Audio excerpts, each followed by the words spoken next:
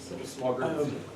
I think we just shared on getting the administration on board and launching such a program. There has to be a commitment, and then it kind of ties in with a question I want to ask for you. But if you don't want to take questions, Joe, we can wait. But what are? It sounds cliche, but what are the biggest challenges, or who's the hardest constituency to move? Was it the teachers themselves, admin, parents? Where's the resistance in kind of launching it? Because I mean, I don't want to speak for her, but we have kind of pockets of people that take advantage of the opportunities that are right there in front of them, but we don't have you. we having someone to coordinate it and then launch it from there, because it's very disjointed for us. And I think to a degree, I think you're. Yeah, I just really the opening with the statement around what the initiative is and the language. It's clear that it was an entire community shift to embrace that was the direction we were going to go in as a school, and that's so exciting. Yeah. So the next part of this is about the structure and evolution of the program. So I think some of those questions will be answered, but it wasn't an easy process, and you'll see that. Yeah. One other person? And I guess one of the things we talked about, like it seems easy to do service projects, but to make it true service learning where it's integrated into curriculum is the biggest challenge we face. And we have some grade level classes almost where the entire grade is something. We need advisors. It's like a team of teachers who will come in and work with them, and we can incorporate it more there. We just need to figure out a way to make it bigger and stronger and more consistent, I think, around the school. Yeah, that's a great point. I think one thing I forgot to mention is this is not, we don't consider this a service program, but it inherently has service learning in it. And I think that's an important distinction, because I think if it was a service program, our teachers would fall back on some old practices. And this way, they maybe have to think a little bit differently about what they're doing. And I'll talk about that in a second. So let's just dive right in. So, as I mentioned, City is Our Campus. The idea was conceived in 2015, and we received an E.E. Ford grant to support the creation of City is Our Campus. Our first approach was a bottom-up approach. So we used that grant to create a micro grant program for our teachers. And so this was encouraging our teachers to think of new initiatives that they could introduce, or even revamped initiatives or projects that they could introduce that involved this community-based learning. It offered seed money not only for the teachers to receive a small stipend for the development and the implementation of those projects, because we did realize that it required extra work or extra thinking, especially in the summer or off time. And it also included the cost of the project. So if you're paying partners, if you're paying materials, transportation, all of that was kind of bundled in these small grants. And the decisions were made by a review committee of other teachers. So that included division directors, sometimes were part of those discussions, but mostly teachers and department heads. So the heads of history and social studies or science, they were part of the conversations as well. So we saw a limited amount of growth from these projects, and to be completely honest, I wasn't here at this time, so I'm allowed to say this, it was a failure. We saw some new projects, but a review committee of teachers reviewing other teachers' applications was a weird thing to be doing. The teachers felt really uncomfortable about that. They didn't feel comfortable denying projects, so oftentimes there were teacher projects that maybe weren't totally aligned with the idea of the program getting approved just to avoid the awkwardness in the faculty room. I also think that there was a committee, but there were no single champions. Nobody really had ownership of the program, and so the mission of the program, the idea of the program wasn't being properly communicated to all the faculty.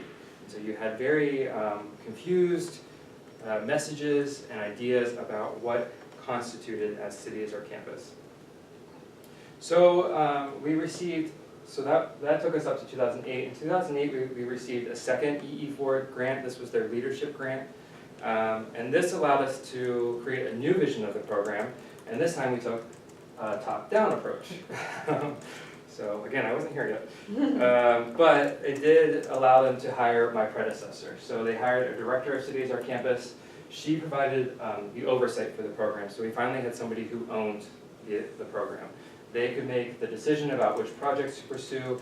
We kept the grant program for teachers, but she was deciding which grants got approved or denied. So it put all of that responsibility on an administrator.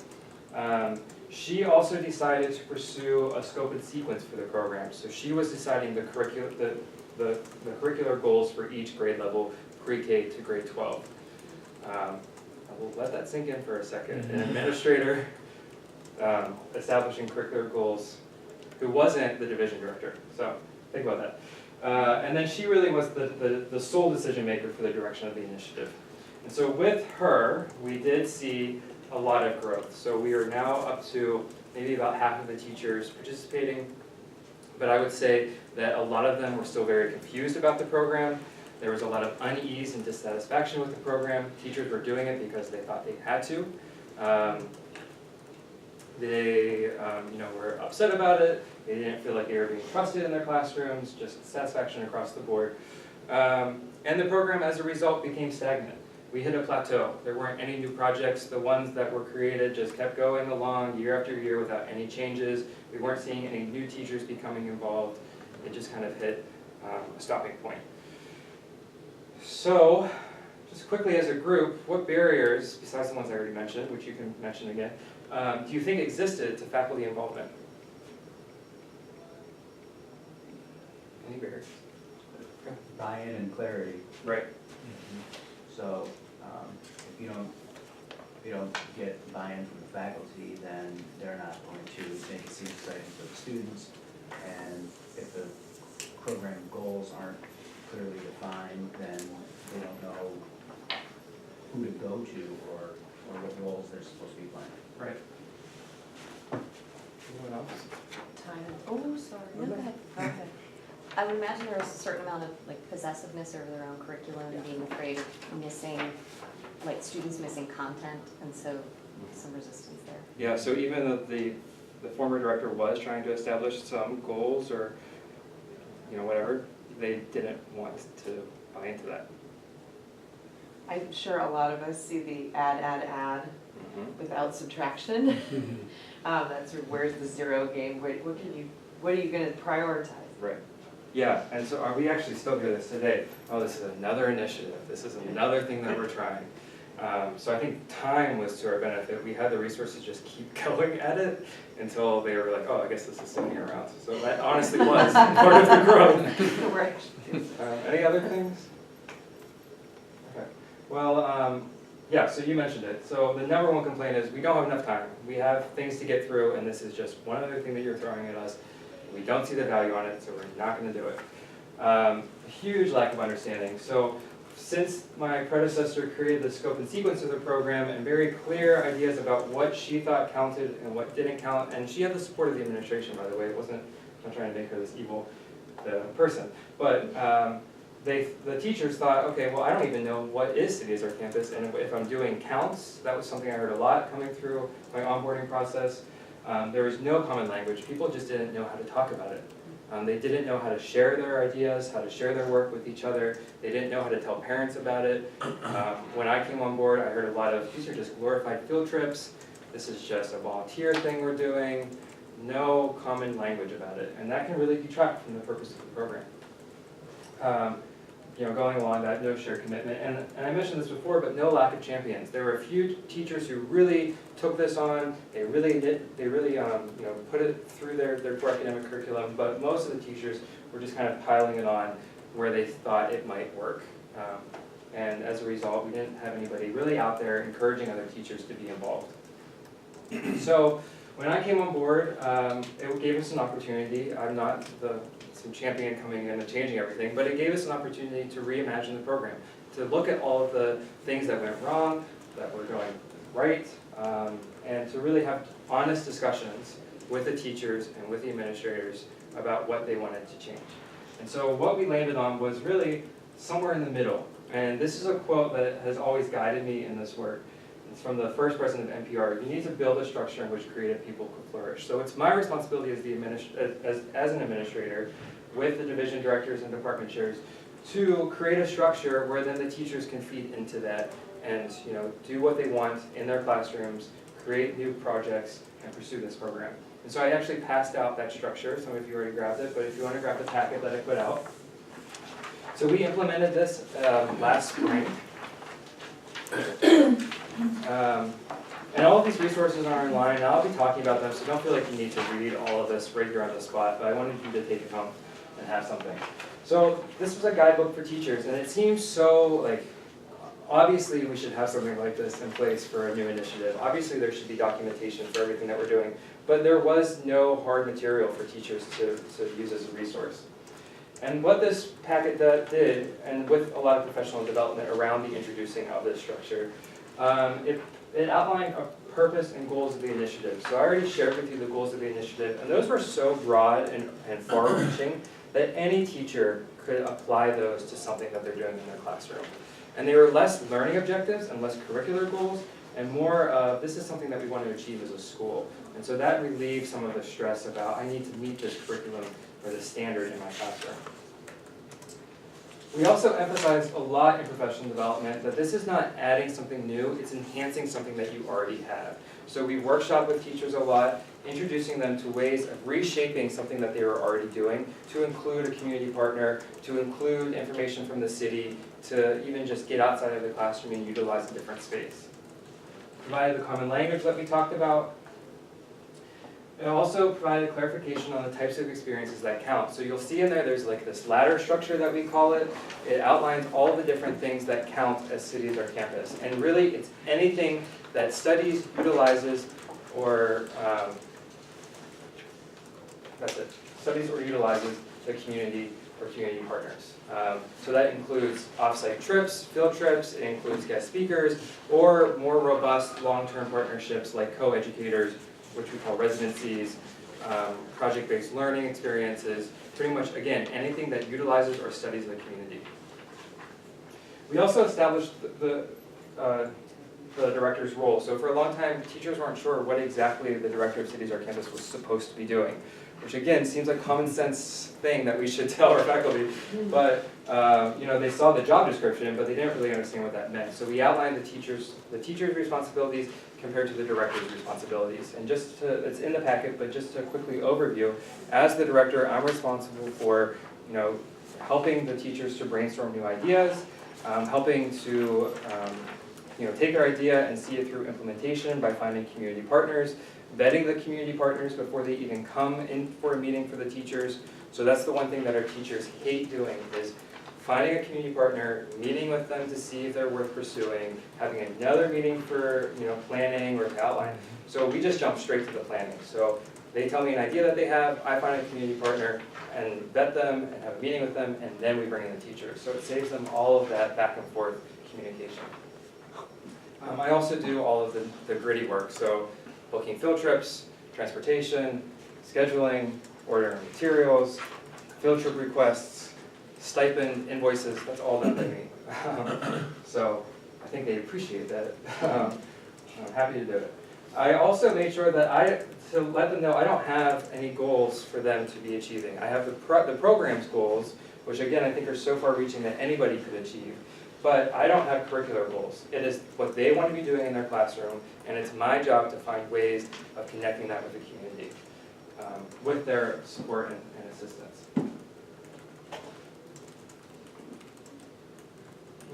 And then the last thing that we did, a lot of professional development to sharing and collaboration with our teachers. So almost every faculty meeting that we have, both division and all faculty, there's a portion of that meeting devoted to teachers sharing about the work that they're doing in their classrooms. And we often emphasize the failures. So it's not easy to be a part of this program. It's not easy to work with community partners. It's not easy to bring 40 first graders on an off-site trip and talk to them about systems thinking. We realize that, and we want our teachers to embrace that it's difficult and to share that difficulty with each other, so that other teachers become a little bit less scared of the work. And then, of course, also, celebrating the successes. We also are now really devoted. We're putting a lot of resources to publishing the teachers' work. So we will hire writers to help them do this, so that they're not, writing essays and articles on their own. But we want our teachers to feel like their work is important enough to share with other schools. And that's also a commitment as, for us as a school, we want other schools to be learning about this, we want our parents to be well informed, we want our community to be well informed, so we're trying to publish and push out as much information as we can about that. So with this, this year alone have added just about 30 new projects, so a lot of growth this year. Again, that's not just from me, that's from a changing of the culture, that's from this time thing where we've just kind of stuck with the program long enough where people are becoming involved. But this growth is really exciting for us. We have 92 partners now. That's a growth of 64 last year, so we'll actually end with around 98 partners this year. Huge growth, and what's really exciting, I actually don't care that much about a high number of partners.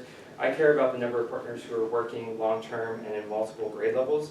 And we have 25 partners who work in more than one grade level, and about 15 partners who work with our students throughout the entire school year. So that growth is much more interesting for me. But as you can see from 2011, that's significant growth. And again, this is not just because we're working with new partners, but because we have more teachers coming on board.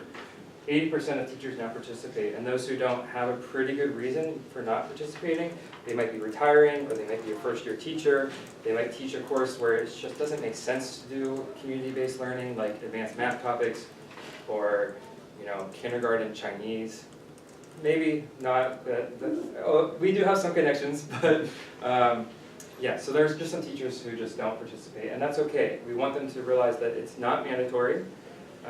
They have the option to choose, but to be honest, they think they feel pressure now to participate. And I'm happy to say that all grade levels participate. So every single child at some point in their school year will participate in CDSR campus at some point throughout the year.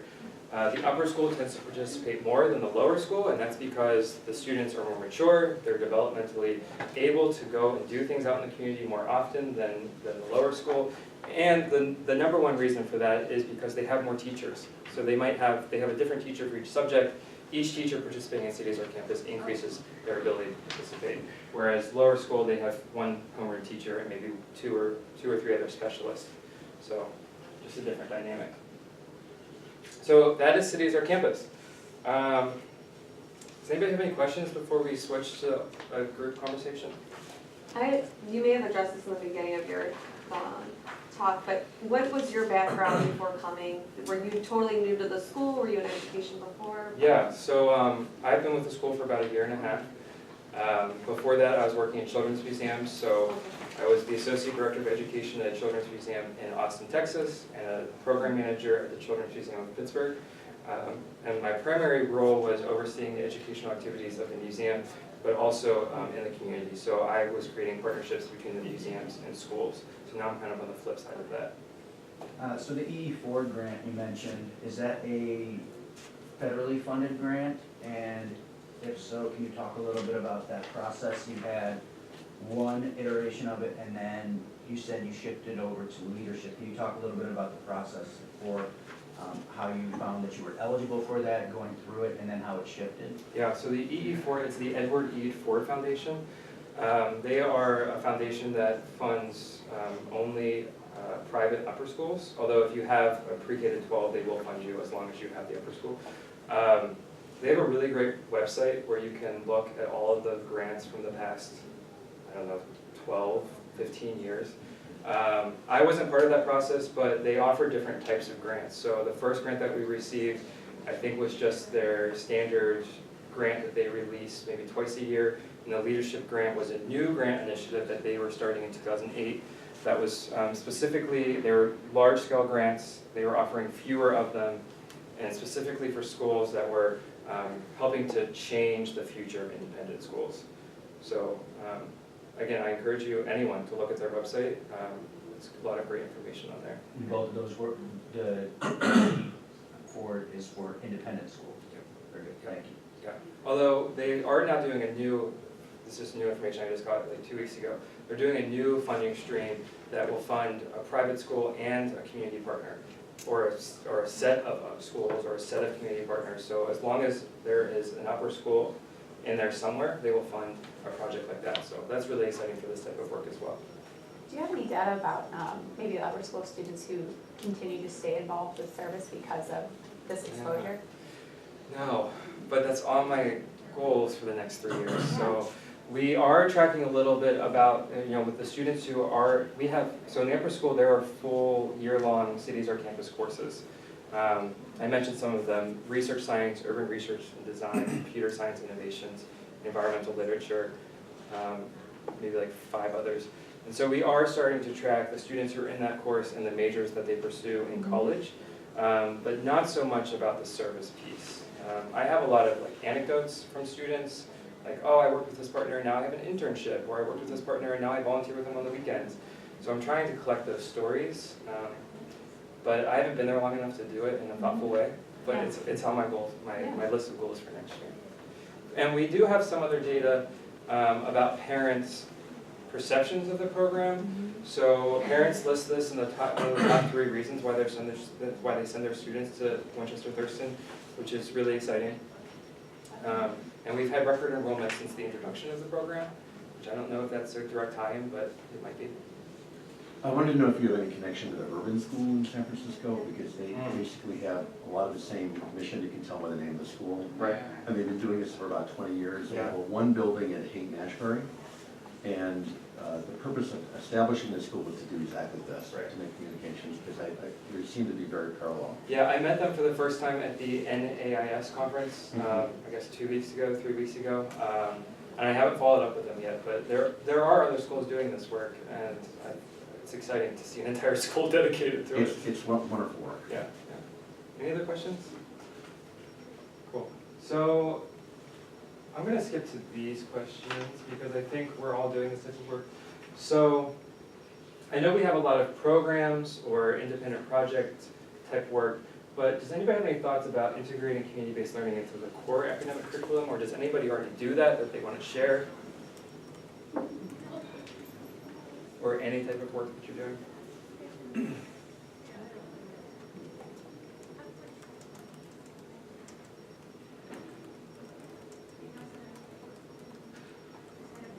I don't know, I'm trying to connect this sort of, I'm at Kent State University, so I don't necessarily do this in the classroom, but I also work at the Aspire program here in the summer.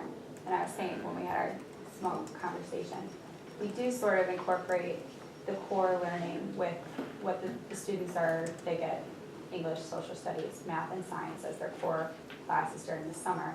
And then usually as part of those classes, we as teachers are encouraged to have sort of one kind of project that we are able to, or at least, a field trip where you're able to go out into the community and sort of incorporate that. So I think it's kind of the same idea. So I'm English and social studies, and we try to incorporate, 1 or 2 short field trips to something that we can either walk or take, the RTA to around here. So there is some, we try to implement some of that, but I don't know necessarily that I have any new ideas about it, but. Yeah, that's fine. Interesting. Any ideas? Any thoughts? Let's see what the next question is. I don't even remember. Oh, so let's talk about this one, because it already came up a bit, and I feel like everyone's vocal about these types of things. So what difficulties are you facing? And maybe as a group we can kind of work through some of those.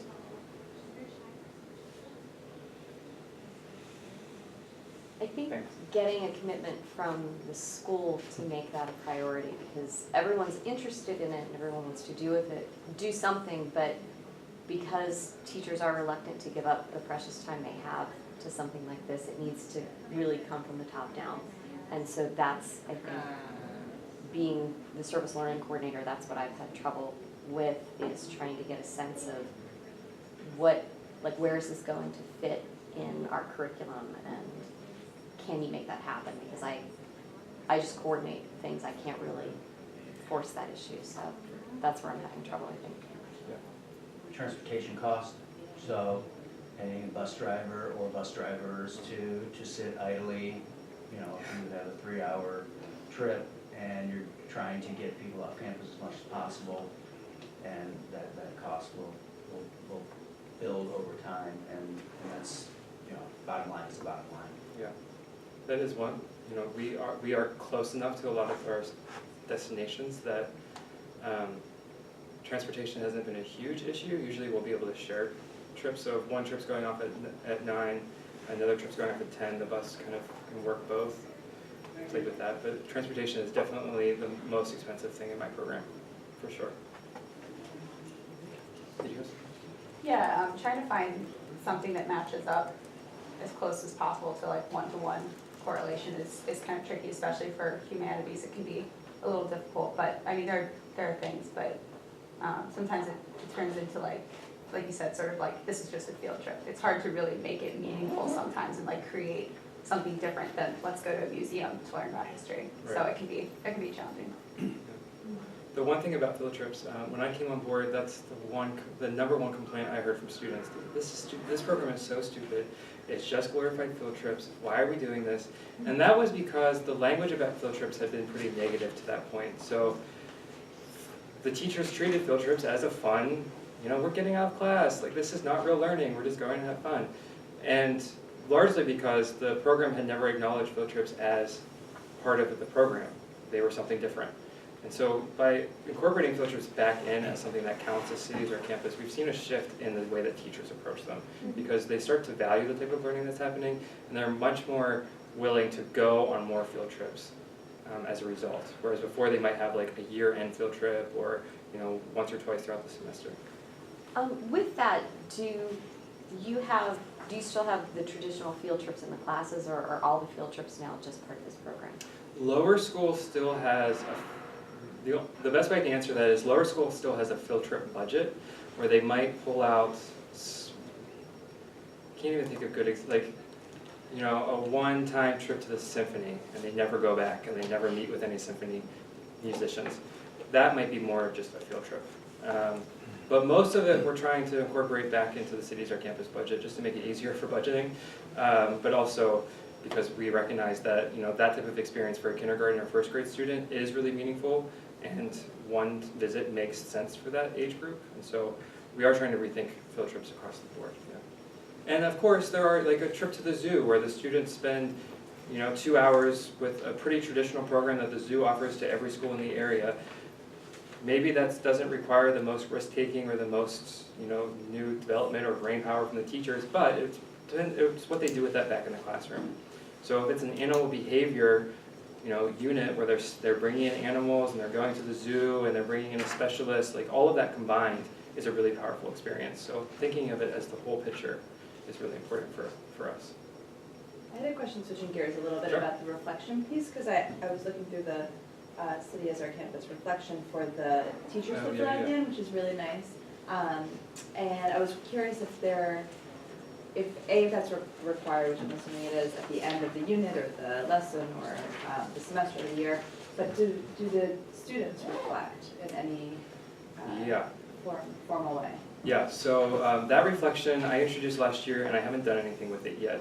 This year, I'll ask all teachers to submit that in order to receive their year-end stipend. Okay. And then in the future, I hope to do that more on a quarterly or trimester basis. And then the students do reflect.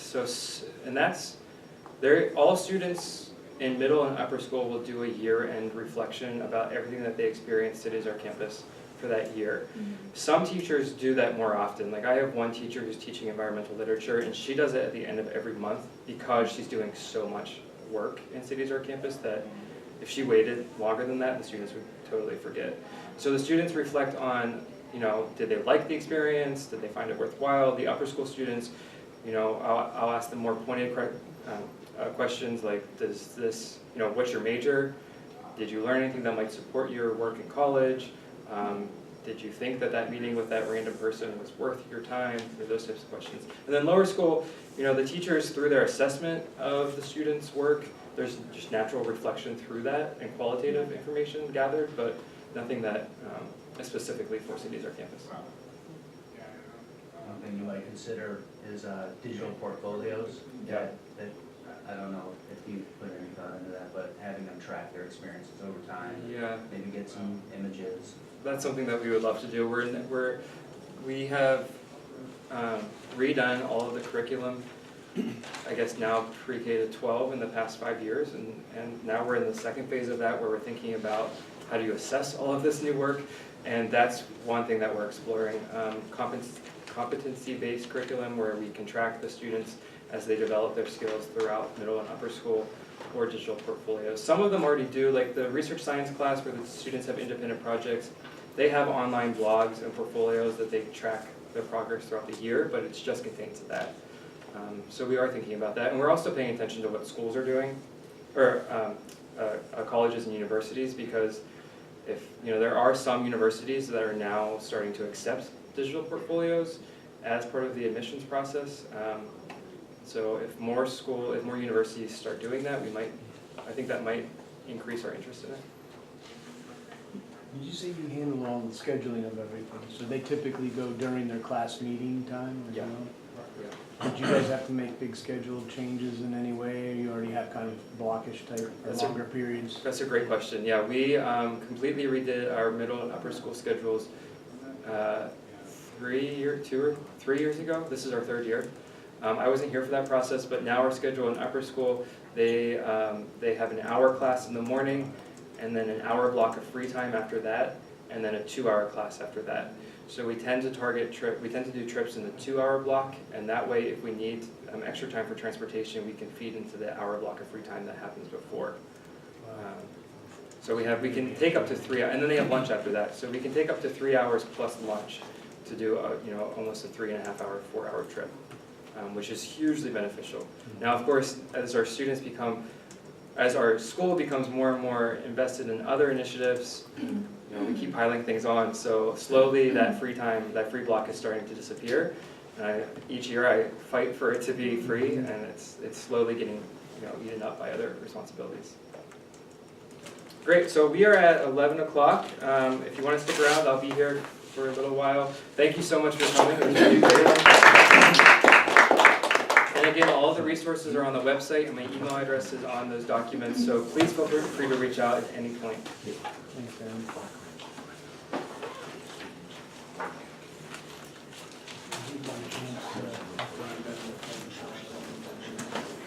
Nice to meet you. It was nice meeting you, sir.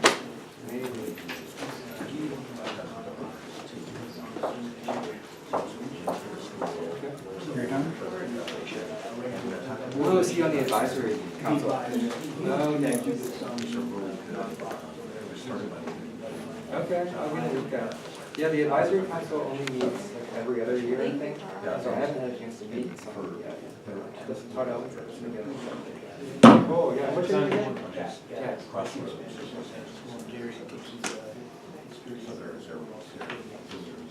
Cool. You've heard a lot about this. Yeah, I would love to chat with you guys sometime. Oh, terrific. That'd be great. Well, once things settle down here for the Yeah. school year, we'll connect with you for sure. Yeah, thank you. Hey.